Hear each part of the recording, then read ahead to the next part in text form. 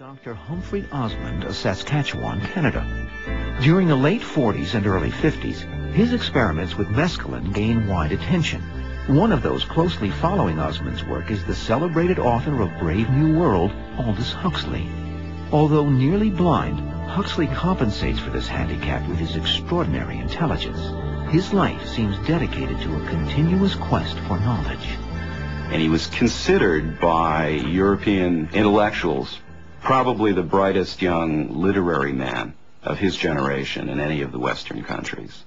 Huxley is fascinated with the possibility of expanding his consciousness through the use of drugs such as mescaline.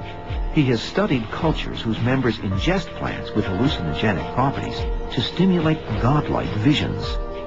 He theorizes that there is a mechanism in the brain that can open a door to a higher realm of consciousness.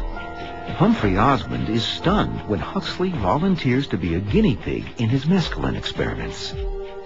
By using mescaline as a spiritual seeker, not a scientist, Huxley enters the surreal world of spiritual imagery.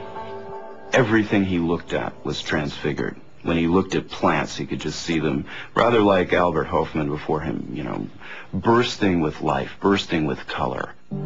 After his experience with mescaline, Huxley begins encouraging others to try it as well. In essence, what Huxley was saying was that drugs like LSD should be seen as a potential boon for mankind, for humankind. That they can be used not simply in a scientific context, but they could be used by normal people to study themselves, to investigate themselves as a tool of self-exploration and self-discovery.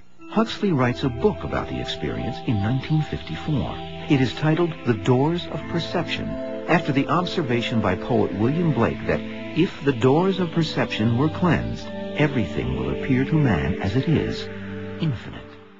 Aldous Huxley died on November 22, 1963. He soared into the afterlife after receiving his last request, an injection of LSD.